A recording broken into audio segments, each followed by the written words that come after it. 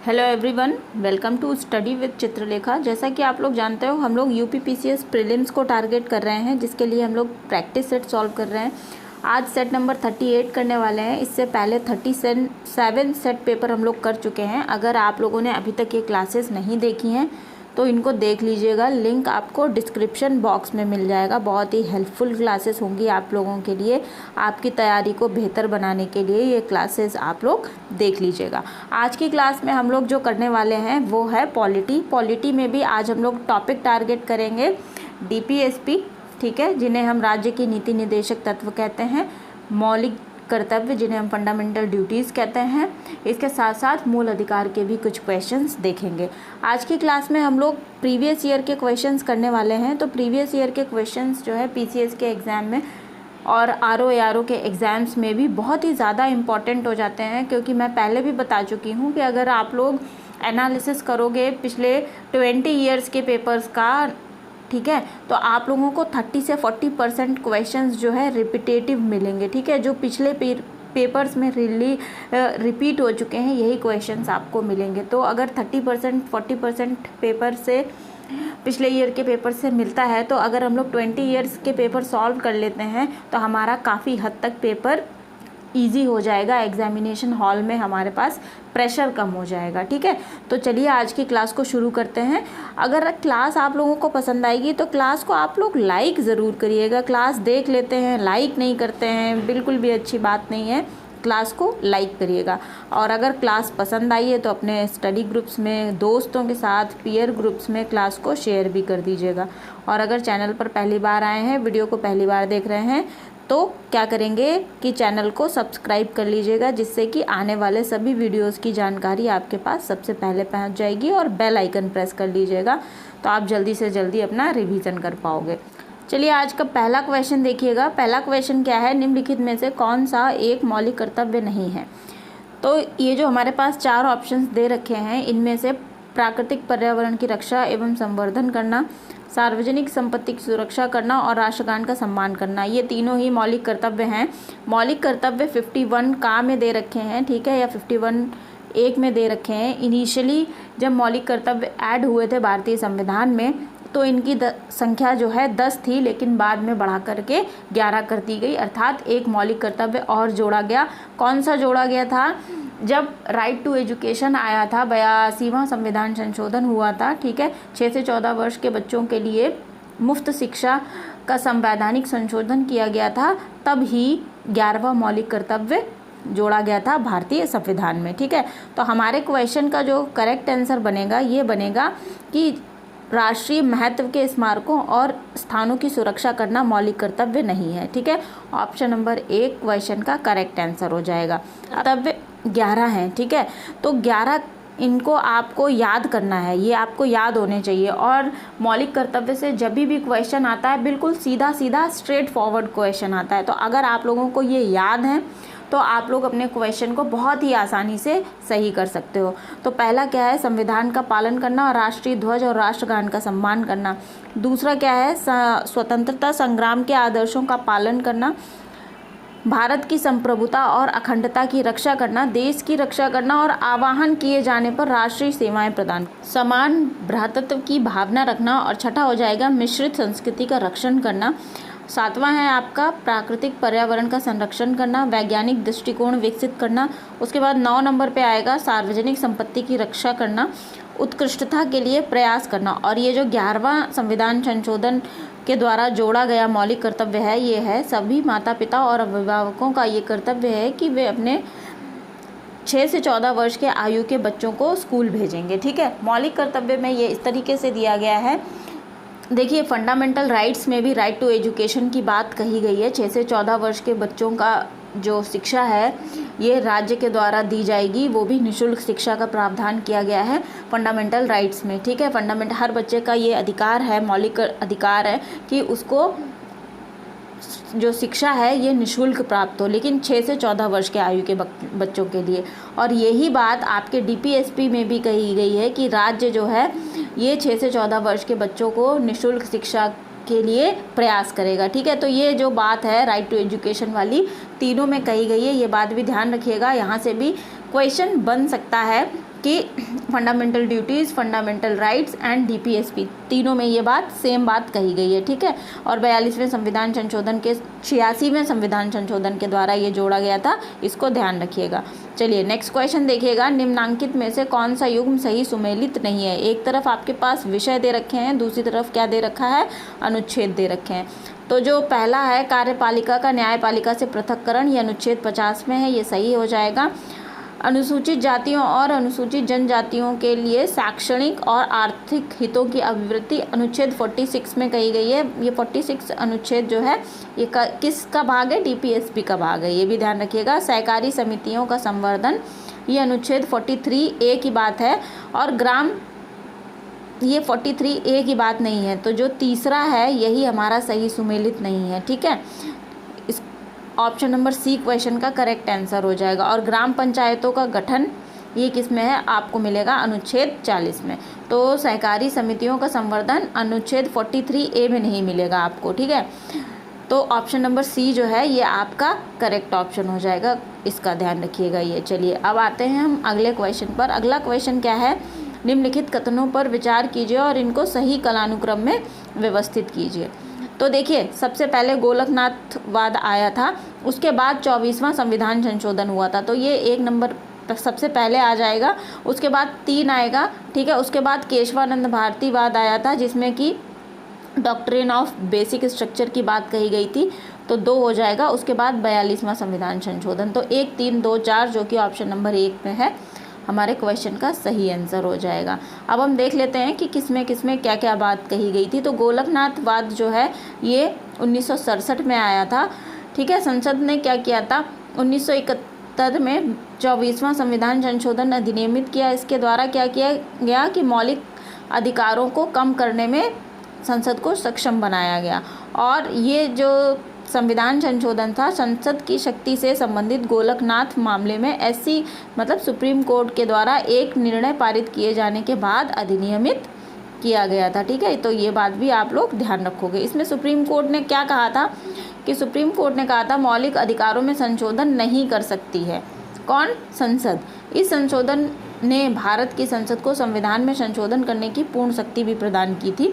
गोलकनाथवाद की बात कर रहे हैं हम। 24वां संविधान संशोधन कब हुआ, 1971 में हुआ था, जिसमें कि ये कहा गया कि जो संसद है मौलिक अधिकारों के सहित संविधान के किसी भी भाग में संशोधन कर सकती है, ठीक है। ये शक्ति संसद के पास है।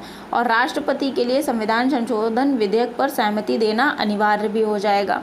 ये बात भी कब आई थी 24वें संविधान संशोधन में। उसके बाद आया था केशवानंद भारतीवाद, तो ये 1973 का बहुत ही प्रसिद्ध वाद है। यहाँ पर 13 सदस्यों की जो बेंच है वो गठित की गई थी इस केस की सुनवाई के लिए, ठीक है। संविधान के किसी भी हिस्से में जो संसद है संशोधन कर सकती है, लेकिन संविधान के मूल ढांचे को बाधित नहीं कर सकती है, ऐसा इस वाद में कहा गया। सुप्रीम कोर्ट ने माना कि संसद न्यायिक समीक्षा की शक्ति सुप्रीम कोर्ट की नहीं ले सकती है। ये भी बहुत ही इम्पॉर्टेंट बात है, इसको ध्यान रखिएगा। उसके बाद क्या आया, उसके बाद हुआ 42वां संविधान संशोधन। कब हुआ, 1976 में हुआ।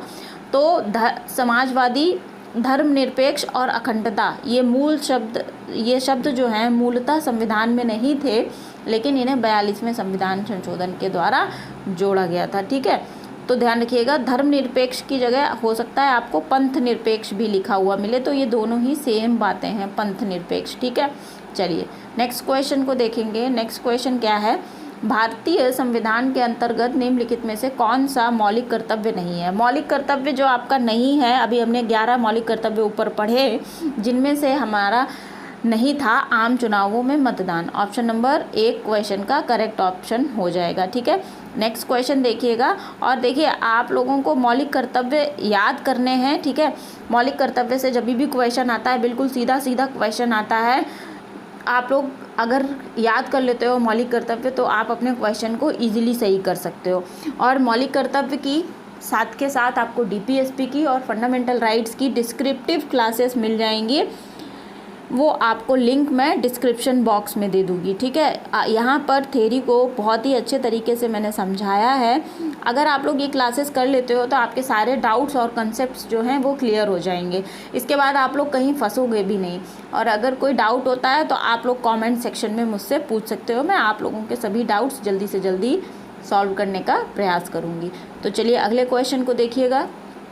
निम्नलिखित में से किस व्यक्ति ने मूल अधिकारों को हमारे लोगों के लिए एक प्रतिज्ञा तथा सभ्य विश्व के साथ किया गया समझौता कहा था?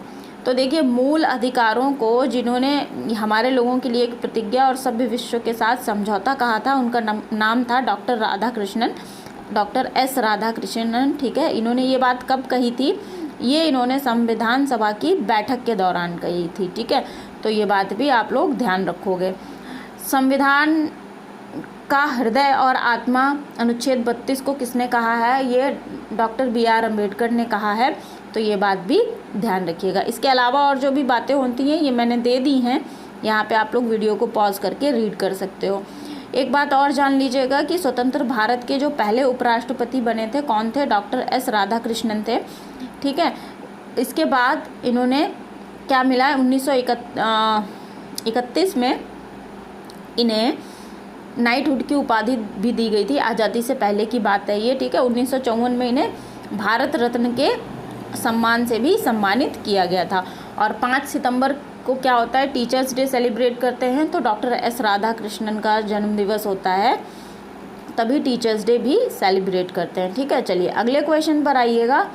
मौलिक कर्तव्यों को भारतीय संविधान में किसकी सिफारिश पर शामिल किया गया था? बहुत ही इंपॉर्टेंट क्वेश्चन है, पहले एग्जाम्स में आ भी चुका है। तो जो स्वर्ण सिंह समिति थी, ऑप्शन नंबर 3, इन्हीं की सिफारिश पर कर्तव्यों को, मौलिक कर्तव्यों को भारतीय संविधान में शामिल किया गया था। तो ऑप्शन नंबर 3 क्वेश्चन का करेक्ट आंसर हो जाएगा। चलिए इसके बारे में थोड़े फैक्ट देख लेते हैं। मूल रूप से 10 थे जो मौलिक कर्तव्य थे, लेकिन जैसा कि मैंने बताया था 86वें संविधान संशोधन में जोड़ा गया था एक और मौलिक कर्तव्य, ठीक है, राइट टू एजुकेशन। तो ये इसको ध्यान रखिएगा। कहाँ पर है मौलिक कर्तव्य? 1151 का में है, भाग 4 का में।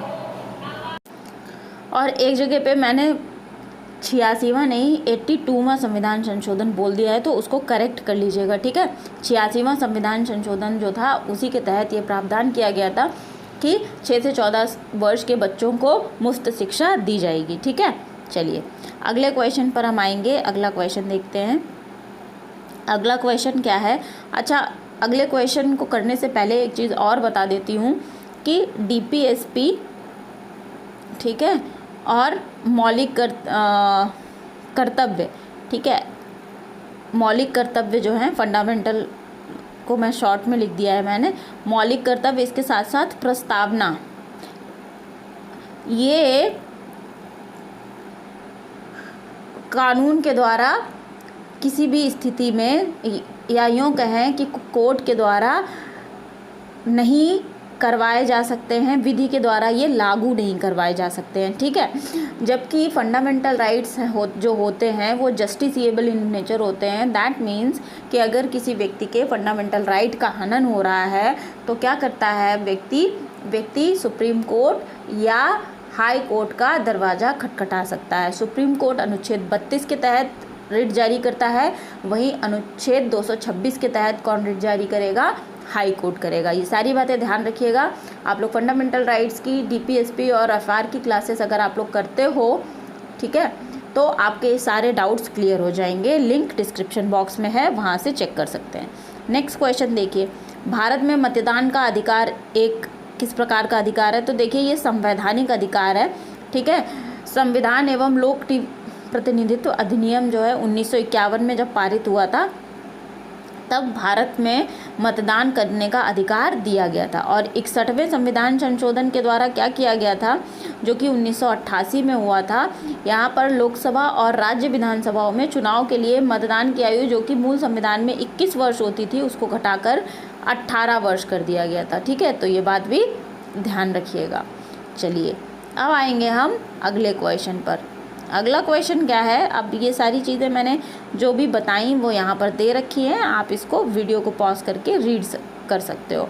चलिए अगला क्वेश्चन क्या है, संविधान के तहत निम्नलिखित में से कौन सा एक मौलिक अधिकार केवल भारत के नागरिकों को गारंटीकृत है, भारत में रहने वाले विदेशियों को नहीं है। तो अगर हम बात करें कि भारत में रहने वाले नागरिकों के लिए कौन सा मौलिक अधिकार इनमें से है, तो ये हो जाएगा ऑप्शन नंबर 2, भाषण और अभिव्यक्ति की स्वतंत्रता। ये किसको दिया गया है, केवल भारतीय नागरिकों को दिया गया है, भारत में रहने वाले विदेशियों के पास ये स्वतंत्रता नहीं है। ठीक है, तो इसको ध्यान रखिएगा। इसके अलावा भी और हैं जो कि विदेशियों के पास नहीं है, उनकी लिस्ट हम देख लेते हैं। देखिए 15, 16, 19 और 29, इसके साथ साथ 30 में प्रत्येक भारतीय पर लागू होते हैं, जो भी उल्लिखित क्या हैं, हमारे फंडामेंटल राइट्स हैं। जबकि 14, 20, उसके साथ साथ 21, 21A, 22, 23, 24, 25, 26, 27 और उसके साथ साथ 28 ये भारतीय नागरिक और विदेशी नागरिक दोनों पर लागू होते हैं। तो ये लिस्ट आप लोग इतना याद कर लीजिएगा कि 15, 16, 19, 29 और 30 केवल भारतीयों पर लागू होते हैं। इसके अलावा जो भी बचते हैं ये किस पर लागू होते हैं, विदेशियों पर और नागरिकों पर, दोनों पर। ठीक है, चलिए नेक्स्ट क्वेश्चन को देखते हैं। नेक्स्ट क्वेश्चन है, भारत में नागरिकों के मौलिक अधिकारों में संशोधन करने के लिए कौन सक्षम है। तो मौलिक अधिकारों में संशोधन करने की शक्ति किसके पास है, भारत की संसद के पास है। ऑप्शन नंबर 3 क्वेश्चन का करेक्ट आंसर है। देखिए अब संसद का निर्माण मैं यहाँ पर बता देती हूँ, संसद का निर्माण कैसे होता है। संसद का निर्माण लोकसभा, राज्यसभा और राष्ट्रपति, ठीक है, प्रेसिडेंट ऑफ इंडिया से मिलकर होता है। ठीक है, राष्ट्रपति लोकसभा या राज्यसभा का किसी भी सदन का सदस्य नहीं होता है, लेकिन फिर भी वो संसद का अभिन्न अंग होता है। ठीक है, ये बात ध्यान रखिएगा। लोकसभा को क्या कहते हैं, निम्न सदन कहते हैं, और राज्यसभा को क्या कहते हैं, उच्च सदन कहते हैं। ये कभी भी भंग नहीं हो सकती है। ठीक है, तो ये सारी बातें ध्यान रखिएगा। नेक्स्ट क्वेश्चन पर आते हैं। नेक्स्ट क्वेश्चन क्या है, निम्नलिखित कथनों पर विचार कीजिए। यहाँ पर अभिकथन है और कारण आर है, इसी के आधार पर हमें अपने क्वेश्चन का आंसर देना है।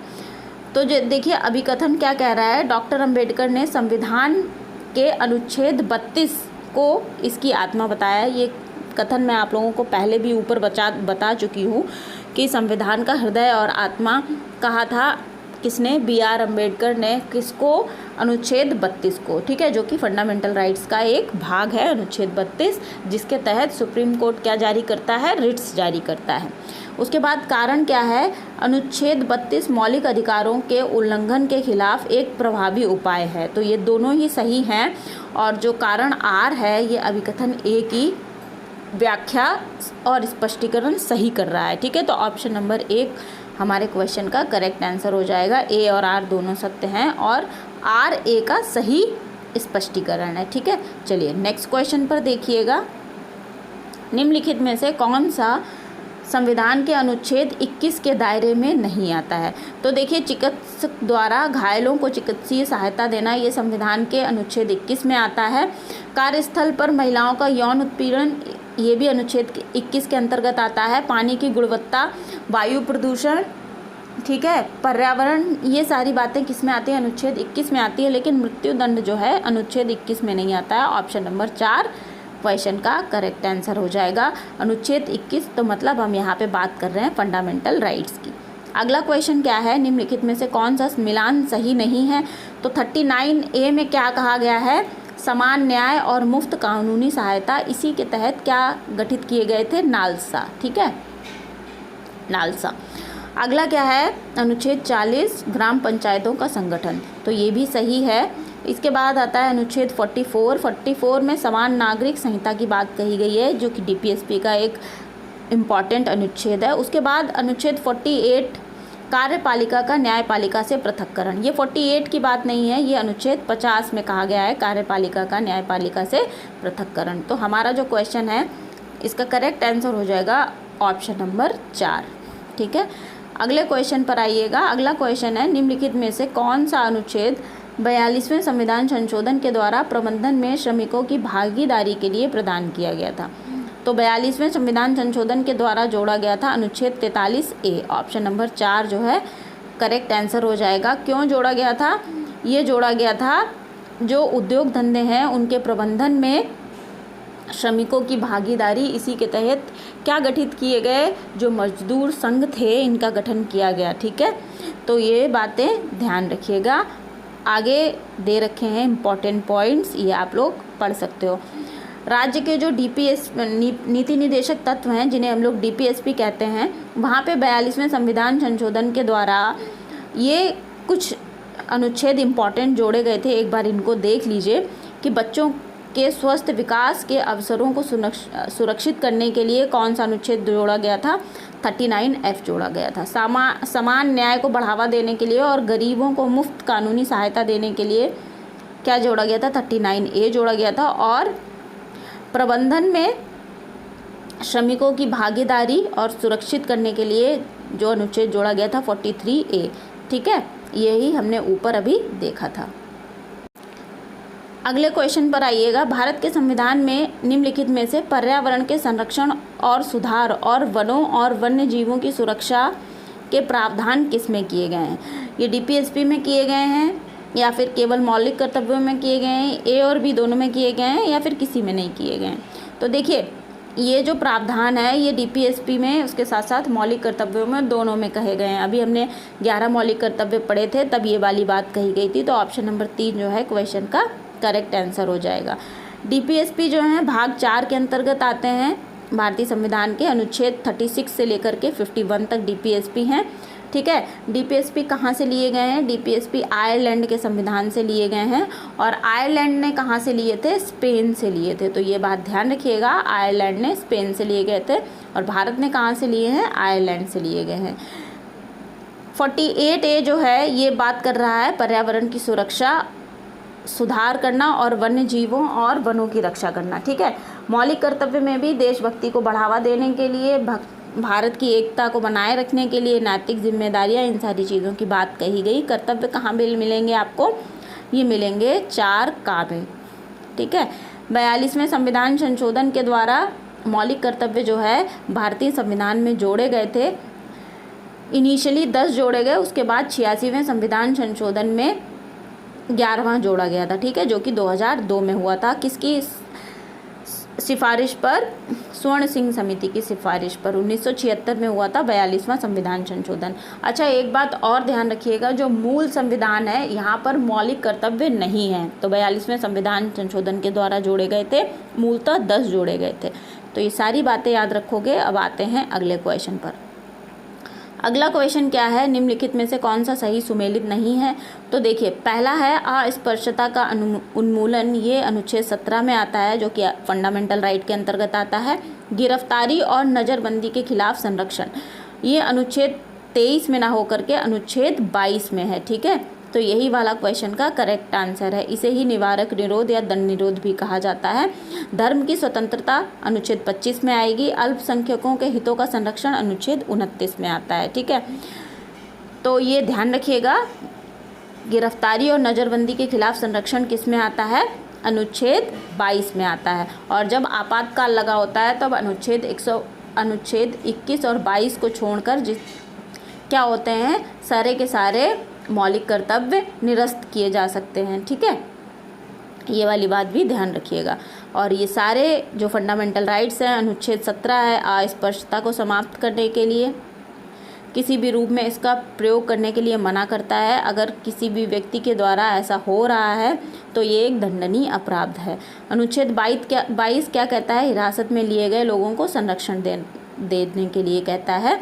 और ये नज़रबंदी की बात कहता है। नज़रबंदी 2 टाइप की हो सकती है, दंडात्मक और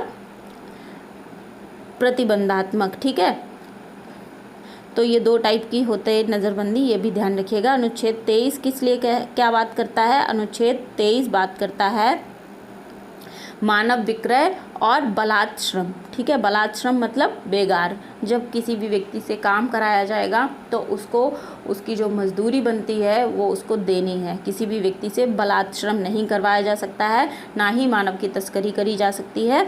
ये दंडनीय अपराध है, इसका उल्लंघन अगर हुआ तो। ठीक है, अनुच्छेद 25 क्या कहता है?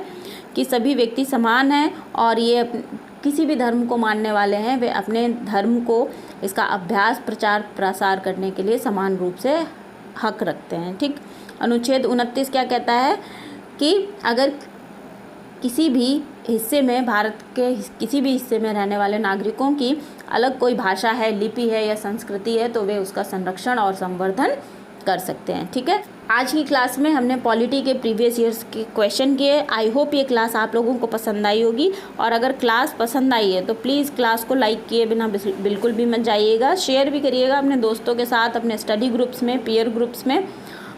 और अगर चैनल पर पहली बार आए हैं तो चैनल को सब्सक्राइब करके बेल आइकन प्रेस कर दीजिएगा, जिससे कि आने वाले वीडियो की जानकारी आपके पास पहले पहुंच जाएगी और आप लोग अपना रिवीजन जल्दी से जल्दी कर सकते हो। बहुत बहुत शुभकामनाओं के साथ मैं क्लास को अब यहीं पर विश्राम दूंगी। मिलते हैं अगली क्लास में। Thank you everyone.